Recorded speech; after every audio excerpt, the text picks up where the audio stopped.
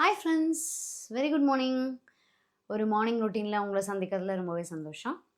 இன்றைக்கி வந்து சிம்பிளான டேஸ்டியான ஒரு மார்னிங் ரொட்டீன் தான். ஒரு 75 மினிட்ஸில் நம்ம செஞ்சு முடிக்கக்கூடிய அளவுக்கு தான் அந்த சமையல். என்ன சமையல் அப்படின்னு பார்த்துடலாம். ரொம்ப டேஸ்டியான பருப்பு ரசம். ஸோ இன்றைக்கி வந்து அந்த பருப்பு ரசத்தோட அந்த ரெசிபியை வந்து நீங்கள் தனியாகவும் எடுத்துக்கலாம். ஏன்னா ரொம்ப டேஸ்ட்டாக இருக்கும், நல்லாயிருக்கும் அந்த அந்த அளவுக்கு அந்த பருப்பு ரசம். As usual white rice. அதுக்கு இந்த ரசத்துக்கு பெஸ்ட்டு காம்பினேஷனாக இருக்கக்கூடிய பாசிப்பருப்பு, கடலைப்பருப்பு சேர்த்த புடலங்காய் கூட்டு, தேங்காய் சேர்த்தது. எப்போதுமே வந்து ரசம்னாலே நமக்கு கொஞ்சம் உருளைக்கிழங்கு இருந்தால் நல்லாயிருக்கும். ஸோ அதனால் உருளைக்கிழங்கு வறுவல். வறுவல் இந்த சென்ஸ் நல்லா கொஞ்சம் எண்ணெய் விட்டு கூட வதக்கிக்கலாம் அப்படின்னு சொல்லிட்டு தேவையான அளவுக்கு தக்காளி ரெடியாக இருக்குது, புடலங்காய் ரெடியாக இருக்குது, உருளைக்கிழங்கு ரெடியாக இருக்குது. புழுங்கல் அரிசி சாப்பாடு வந்து அதுக்காக ஊற வச்சுருக்கேன். நிறைய பேர் வந்து புழுங்கல் அரிசிக்கு நீங்கள் குக்கரில் என்ன மெஷர்மெண்ட்டுன்னு கேட்குறாங்க. அதையும் இன்றைக்கி நம்ம வந்து பார்த்துடலாம். நான் வந்து எடுத்துருக்கக்கூடியது பார்த்தீங்க அப்படின்னா, ஒரு 1 1/2 கப் அளவுக்கு புழுங்கல் அரிசி. இது வந்து நல்ல பழைய அரிசி. பிராண்ட் என்னன்னு பார்த்தீங்கன்னா, அக்ஷயா பொன்னின்னு ஒன்று இருக்குது. அந்த அக்ஷயா பொன்னி ரைஸ், சாப்பாட்டு ரைஸு. அதை தான் நான் யூஸ் பண்ணுறேன். ஸோ கிட்டத்தட்ட வந்து ஒரு 1/2 மணி நேரமாக இந்த ரைஸ் வந்து ஊறிட்டுருக்கு. 1 பங்கு அரிசிக்கு 3 பங்கு அளவுக்கு தண்ணி வந்து குக்கரில் கரெக்டாக இருக்கும். ஸோ நான் அந்த அளவுக்கு ஏற்ற மாதிரி தான் எடுத்திருக்கேன்.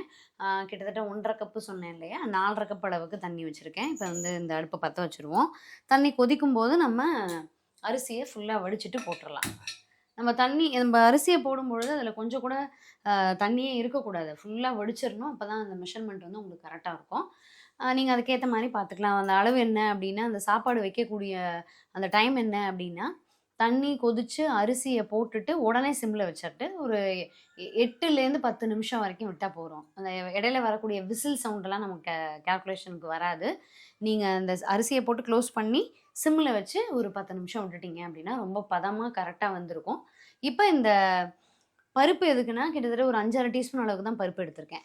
துவரம் பருப்பு. அதில் வந்து 2 பங்கு அளவுக்கு 4 பங்கு அளவுக்கு தண்ணி விட்டுருக்கேன். அந்த 4 பங்கு அளவுக்கு தண்ணி கூட வந்து நல்லா இந்த நாட்டு தக்காளி 2 வந்து வாஷ் பண்ணி அப்படியே முழுசாவே குக்கரில் போட்டுருவேன். ஒரு 1/4 டீஸ்பூன் அளவுக்கு மஞ்சள் பொடி போட்டு. இந்த மாதிரி குக்கரில் இந்த பருப்போடையே தக்காளியை வேக போட்டு செய்யும்பொழுது அந்த ரசத்தோட டேஸ்ட் வந்து சூப்பராக இருக்கும். அதனால் இந்த மாதிரி வேக வச்சு எடுத்துருவோம். அந்த பருப்பு வெந்ததுக்கு அப்புறம் தான் நமக்கு அதை கூட்டு பண்ண போகிறோம். அதனால் அதுக்குள்ளே வந்து நம்ம இந்த புடலங்காய் அதெல்லாம் ரெடி பண்ணி வச்சிடலாம். இன்னொரு சைடு வந்து நம்ம ஒரு ஒரு 20 to 30 மினிட்ஸாவது வேணும் நமக்கு இந்த உருளைக்கிழங்கு வறுவல் ரெடி ஆகிறதுக்கு. அதனால் உருளைக்கிழங்கை வாஷ் பண்ணி கொஞ்சம் ஓரளவுக்கு சின்ன சின்ன பீஸாக அந்த அளவுக்கு போட்டு அதையும் ஒரு பக்கம் போட்டுட்டோம் அப்படின்னா அது பாட்டுக்கு ஒரு 1/2 மணி நேரத்தில் வந்து செமையாக ரெடி ஆகிடும். அதனால் அந்த அடுப்பை பொறுத்த வரைக்கும் நம்ம அந்த பொரியலுக்கே தான் வச்சுக்கணும். அதனால் ஃபஸ்ட்டு வந்து இந்த உருளைக்கிழங்கையும் நறுக்கி வச்சிடலாம். உருளைக்கிழங்கு நறுக்கி ரெடி ஆகிடுச்சு. உருளைக்கிழங்கை பொறுத்த வரைக்கும் இந்த சேனைக்கிழங்கு, உருளைக்கிழங்கு எல்லாமே பொறுத்த வரைக்கும் நல்ல மண் இருக்கக்கூடிய கிழங்கு. அதனால் முதல்ல அத்தனை கிழங்கு எவ்வளோ யூஸ் பண்ண போகிறோமோ எல்லாத்தையுமே வாஷ் பண்ணிவிட்டு தோலையுமே நம்ம சிங்க்கு பக்கத்துலேயே நீக்கிட்டோம் அப்படின்னா கொஞ்சம் ஈஸியாக இருக்கும். இல்லைன்னா அந்த இடம் கொஞ்சம் மண்ணாக இருக்கும். அதனால் அது ஒரு டிப்ஸாக நம்ம வந்து யூஸ் பண்ணிக்கலாம். ஸோ இப்போ வந்து நறுக்கின உருளைக்கிழங்கு இங்கே கொஞ்சம் எண்ணெய் கொஞ்சம் நிறையா தான் விட்டுருக்கேன். கடுகு வந்து வெடிக்கட்டும். அதில் ஒரு சிலர் வந்து நீங்கள் எண்ணெய் இவ்வளோ விடும்போது அது ஹெல்த்தியாக இருக்குமா அப்படின்னு ஒரு கொஸ்டின் வரும். ஒரு 4 மெம்பர்ஸ் இருக்கும்போது இதில் இருக்கக்கூடிய அந்த விஷயத்த வந்து 4 பேரும் ஷேர் பண்ணிக்கிறோம். அந்த 4 பேருக்குரிய எண்ணெயும் இதில் இருக்குது. ஒரே ஒரு ஆளுக்கு நம்ம இவ்வளோ போட்டால் அது கண்டிப்பாக அன்ஹெல்த்தி தான். இது ஒரு ஃபேமிலிக்கே போடும்பொழுது அது வந்து கரெக்டாக தான் இருக்கும். அது போக நம்ம டெய்லி ரெகுலராக அப்படி பண்ண போகிறது கிடையாது. என்னைக்காவது ஒரு நாள் நம்ம இந்த மாதிரி வாரத்தில் ஒரு 2 3 நாள் இந்த மாதிரி ஒரு பொரியல் வச்சுக்கிறது கரெக்டாக இருக்கும். கொஞ்சம் சின்ன வயசு பசங்க இருக்கும்போது இதுதான் அவங்க விரும்பவும் செய்வாங்க. ஸோ இதில் வந்து கடுகு வெடிச்சிருச்சு, கருவேப்பிலை, பெருங்காயம் கொஞ்சம் நிறையாவே சேர்த்துக்கலாம் உருளைக்கிழங்குங்கிறதுனால. இப்போ இதில் சேர்த்துருவோம். இப்போ இது பாட்டுக்கு சிம்மிலேயே இருக்கட்டும். எந்த காரணத்தை முன்னிட்டு மூடி வைக்க வேண்டியதில்லை. ஏன்னா மூடி வச்சா வந்து தண்ணி விட்டு வெந்துடும். இப்படி இருந்தால் தான் நல்லா வந்து வறுபடும். ஸோ இங்கே ரைஸ் வந்து ரெடி ஆகிடுச்சு, அதை எடுத்துடலாம். அதே மாதிரி இப்போ தான் பருப்பையும் ஆஃப் பண்ணுறேன். ப்ரெஷர் போனதுக்கப்புறமா அதை பார்த்துக்குவோம். அதுக்குள்ளே இப்போ என்ன பண்ணிடலாம் அப்படின்னா, கூட்டுக்கு வந்து புடலங்காவை நறுக்கி ரெடி பண்ணிடலாம். ஏன்னா குக்கர் தான் வேணும். அந்த குக்கரில் எல்லாமே நம்ம அந்த ரசத்துக்குரிய தக்காளி, பருப்பு எல்லாத்தையும் எடுத்ததுக்கப்புறம் தான் நமக்கு குக்கர் அவைலபிளாக இருக்கும். அதுக்குள்ளே நம்ம ஒரு 5 to 10 மினிட்ஸ்க்குள்ளே இந்த புடலங்காவையும் வந்து நறுக்கி ரெடியாக வச்சிடலாம். கூட்டுங்கிறதுனால ரொம்ப மெல்லிசாக போட வேண்டியதில்லை. கொஞ்சம் பெருசாக போட்டால் வந்து நல்லாயிருக்கும். அந்த சைஸ் வந்து டோட்டலாக ரொம்ப சின்னதாக போட்டோம் அப்படின்னா அப்படியே கரைஞ்சி போயிடும். அதனால் கொஞ்சம் கூட்டுக்கு வந்து நீர்க்காய்களை கொஞ்சம் பெரிய சைஸாக இருக்குன்னா கரெக்டாக இருக்கும். உருளைக்கிழங்கு வதங்கிட்டு இருக்கும்போதே அது கூட கொஞ்சம் மஞ்சள் பொடி, உப்பு சேர்த்துருவோம். ஃபைனலாக வந்து இறக்குறதுக்கு ஒரு 5 நிமிஷத்துக்கு முன்னாடி காஷ்மீரி சில்லி பவுடர் சேர்த்துக்கலாம். அந்த 5 நிமிஷத்தில் அந்த சூட்டுக்கு பச்சை வாசனை எல்லாம் போயிடும், அந்த மிளகா பொடியோட பச்சை வாசனை எல்லாம். ஸோ அதனால் இது இருக்கட்டும் அப்படியே. இங்கே வந்து ரசத்துக்கு பருப்பு தக்காளி எல்லாம் ரெடி ஆகிடுச்சு. ஸோ தக்காளி பார்த்தீங்க அப்படின்னா நல்லாவே வெந்திருக்கும், தோல்லாம் டோப்பா மாதிரி தனியாக கலந்து வந்துருச்சு. இதை நல்லா மிக்ஸ் பண்ணிவிட்டு இது முழுசாக தக்காளி எடுத்து போட்டு தோலையும் தூக்கி போட்டுட்டு பருப்பை நல்லா கரண்டியாலேயே கடைஞ்சிட்டு பாத்திரத்தில் எடுத்து வச்சிடலாம். ஏன்னா இப்போ நமக்கு வந்து குக்கர் தேவை. இது கூட இன்னும் ஒரு டம்ளர் தண்ணி விட்டு கூட நம்ம எடுத்துக்கலாம். ஏன்னா பருப்புக்கு வந்து ரசத்துக்கு வந்து பருப்பு தண்ணி டோட்டலாக முழுசாக கெட்டியாக நம்ம பருப்பாக போட போகிறது கிடையாது. இதில் இன்னும் ஒரு டம்ளர் 2 டம்ளர் தண்ணி சேர்த்து தான் நம்ம யூஸ் பண்ண போகிறோம். அது போக இந்த டோட்டலாகவே இந்த பருப்பை நான் வந்து பயன்படுத்த போகிறேன். என்ன காரணம்னா ஒரு 25 கிராம் தான், 5 டீஸ்பூன் தான் போட்டிருப்பேன். 30 கிராம் இருக்கலாம் அளவு, அவ்வளோதான். அதனால் இதில் வந்து குறைக்க வேண்டியதில்லை. இது கம்ப்ளீட்டாக போட்டு நம்ம பருப்பு ரசம் பண்ணிக்கலாம். இன்றைக்கி மெயின் டிஷ்ஷே ரசம் அப்படிங்கிறதுனால இத்தனை பருப்பு வந்து நமக்கு தேவைப்படும். இங்கே புடலங்காய் வந்து ரெடியாக இருக்குது. அந்த கூட்டில் வந்து நான் புடலங்காய் போட்டுட்டு என்னென்னலாம் இருக்குது அப்படிங்கிறத ஃபைனலாக பார்த்துருவோம். நல்லாவே ஒரு 1.5 கப் அளவுக்கு தண்ணி விட்டு பருப்பை டோட்டலாக மசிச்சு எடுத்து வச்சாச்சு. ஸோ இந்த அளவுக்கு பருப்பு தண்ணி ரெடி ஆகிடுச்சு.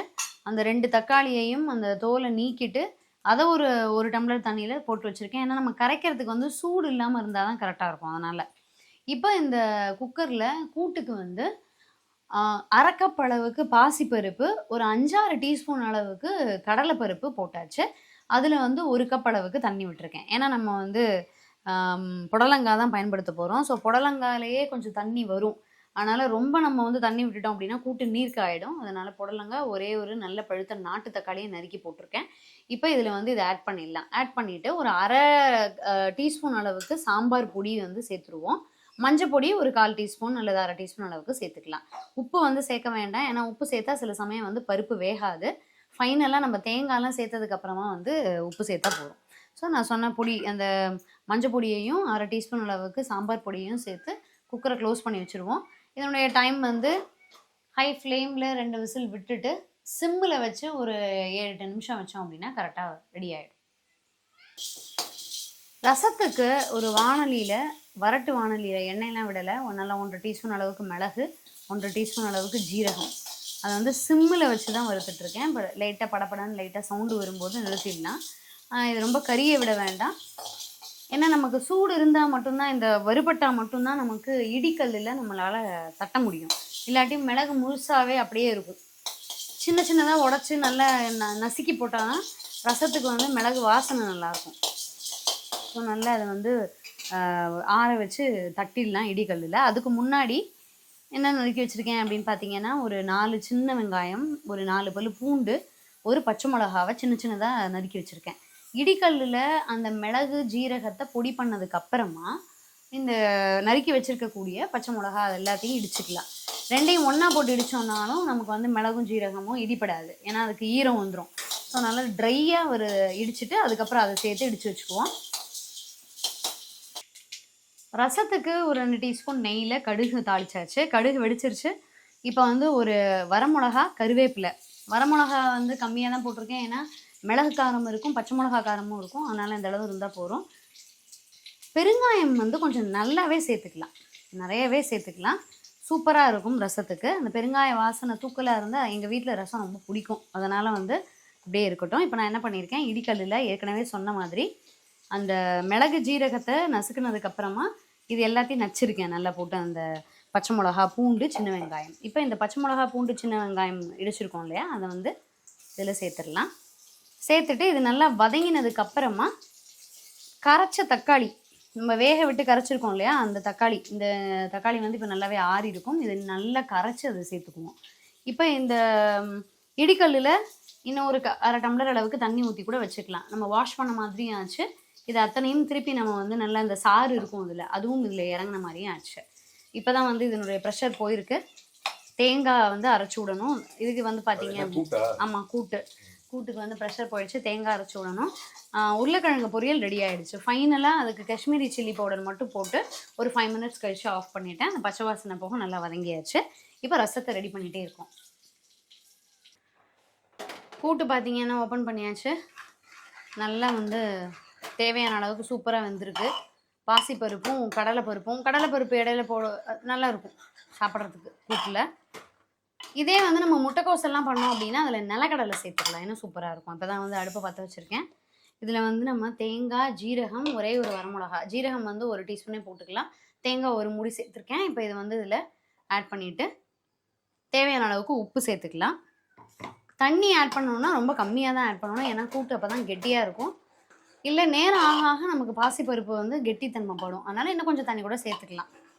அதில் தாளித்து மட்டும் கொட்டிடலாம். உப்பு சேர்த்து நல்லா ஒரு கொதி விட்டுட்டு, ஏன்னா லஞ்சுக்கெலாம் பேக் பண்ணிட்டு போவோம், அதனால் தேங்காய் வந்து கொதிச்சா தான் நல்லாயிருக்கும். தாளிச்சிட்டோன்னா வேலை முடிஞ்சது. இப்போ தான் வந்து நுர கட்டியிருக்கு ரசம். இந்த ஸ்டேஜில் வந்து தக்காளி நான் கரைச்சி விட்டதை விட்டு கொஞ்சம் புளி தண்ணி விட்டு உப்பு எல்லாம் சேர்த்தாச்சு. இப்போ வந்து நம்ம பருப்பு தண்ணியை விட்டுட்டு அதுவும் நம்ம நுர கட்டும்போது கொத்தமல்லி தழையை தூவி பொடிச்சு வச்சுருக்கக்கூடிய மிளகு, ஜீரகம், அதாவது இடிக்கல்லில் இடித்து வச்சுருக்கேன் மிளகு ஜீரகத்தை, அதையும் வந்து கடைசியாக ஒரு 5 நிமிஷத்துக்கு முன்னாடி ஆட் பண்ணி ஆஃப் பண்ணிடலாம். சமையல் முடிஞ்சது. நான் சொன்ன மாதிரி கூட்டுக்கு புடலங்காய், கடலைப்பருப்பு, பாசிப்பருப்பு போட்ட கூட்டுக்கு தாளிச்சு கொட்டியாச்சு. நார்மல் கொஞ்சம் தேங்காய் எண்ணெயில் கடுகு பொரிய விட்டு பெருங்காயம், கருவேப்பிலை தான். அதே மாதிரி ரசத்துக்கும் வந்து நம்ம கொத்தமல்லி தழை தூவி இறக்கியாச்சு. மேலேயே பாருங்கள் நல்லா நுர கட்டியிருக்கு ரசம். மாற்றிட்டேன் அந்த வாணலிலேருந்து. உருளைக்கிழங்கு வறுவல் சூப்பராக ரெடி ஆயிருக்கு. டோட்டலாக இந்த சமையலுக்கு நமக்கு வந்து ஒரு 45 மினிட்ஸே, அதுவே கொஞ்சம் அதிகம் தான். ஒரு 1/2 மணி நேரத்துலேருந்து 3/4 மணி நேரத்துக்குள்ளே செஞ்சு முடிச்சிடலாம். நீங்களும் இதை வந்து ட்ரை பண்ணி பாருங்கள். ரொம்ப சிம்பிளான, அதே சமயத்தில் ஹெல்த்தியான சமையலும் கூட. நான் சொன்ன மாதிரி ஆயில் எல்லாம் நம்ம ஷேர் தான் பண்ணிக்கிறோம், அதனால் அவ்வளோலாம் நமக்கு வந்து இதில் அன்ஹெல்த்தி அப்படின்னு சொல்கிறதுக்கு இல்லை. வேணுங்கிறவங்க இன்னும் கொஞ்சம் குறைச்சிக்கலாம், அது நம்மளுடைய இஷ்டம், அவ்வளோதான்.